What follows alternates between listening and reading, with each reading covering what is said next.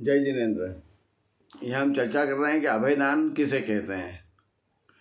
अभयदान मतलब कि जहाँ कोई भी जीव निर्भय हो जाए, निर्भय होकर विचरण कर सके। जैसे कि सरकार जंगल में अभयारण्य घोषित करती है कि इतने क्षेत्र के अंदर कोई किसी जीव का शिकार नहीं कर सकता। वहाँ पर हिरण हो, शेर हो, हर तरह के वन्य प्राणी जो है वो सुरक्षित निर्भय होकर के घूमते फिरते रहते हैं। ये अभय का मतलब ये होता है। तो अभयदान के अंदर क्या आता है कि अभयदान में हम जो मुनिराज को अभयदान देते हैं, तो मुनिराज को अभयदान देना मतलब कि मुनिराज के साथ में जो जंगलों में जो हमारे तीर्थ क्षेत्र होते हैं, पहाड़ों पर होते हैं, तो वहाँ पर बरसात में और अन्य समय रात को इसमें जीव जंतु आ सकते हैं। सर्प वगैरह, कोई भी जहरीले बिच्छू वगैरह आ सकते हैं।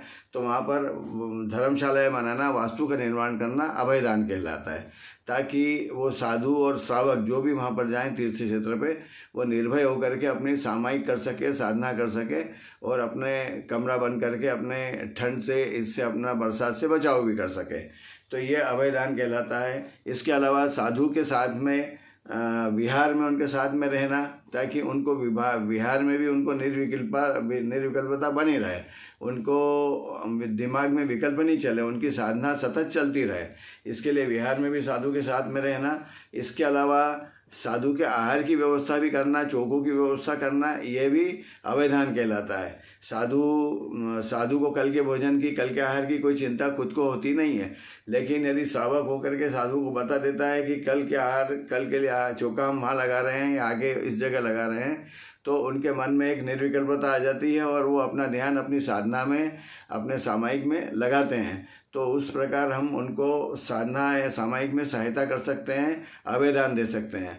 और साधु भी हमको अभयदान देते हैं, कैसे? श्रावक को, कि हम भी अपने डिप्रेशन से बाहर निकलते हैं साधु के आशीर्वाद से और मोक्ष मार्ग में प्रशस्त हो सकते हैं। इस प्रकार बहुत सारी प्रकार की हमारी पारिवारिक जो अड़चनें आती है, उसमें साधु हमको जो परामर्श देते हैं वो एक तरीके से अभयदान ही होता है, ताकि हम अपना जीवन सफल, सुरक्षित आगे व्यतीत कर सकें शांतिपूर्वक।